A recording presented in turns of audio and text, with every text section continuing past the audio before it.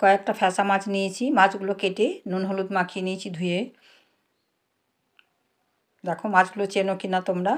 এবার কড়াই বসিয়ে নিয়েছি, কড়াইয়ে তেল দিয়েছি, তেল গরম হয়ে যাওয়ার পরেই মাছগুলো দিয়ে দিলাম।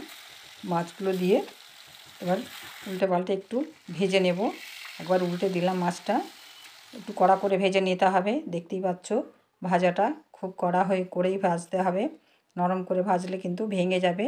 ভাজাটা আমি খুব কড়া করেই ভেজে একটু লাল কালার আসার পরেই মাছগুলো ভেজে তুলে নিলাম। দেখো মাছগুলো ভাজা হয়ে গেছে। এবার কড়াইয়ে আবার একটু তেল দিয়ে দিলাম। তেল দেওয়ার পরেই দিয়ে দিচ্ছি একটু পাঁচফোড়ন। পাঁচফোড়ন ভাজা হয়ে যাওয়ার পরে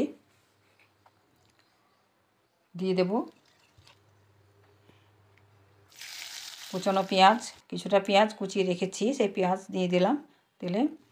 এবার পেঁয়াজগুলো একটু নাড়িয়ে চাড়িয়ে আবার ভালো করে ভেজে নিতে হবে, একটু লাল করে।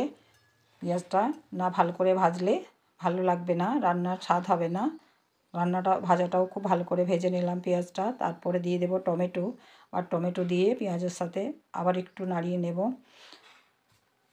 কয়েকটা কাঁচা লঙ্কা দিয়ে দিলাম, দিয়ে পেঁয়াজ টমেটো কাঁচা লঙ্কা খুব ভালো করে ভেজে নিতে হবে। লবণ দিয়ে দেব, হলুদ দিয়ে দেব। দেওয়ার পরে আবার কষিয়ে নিচ্ছি খুব ভালো করে।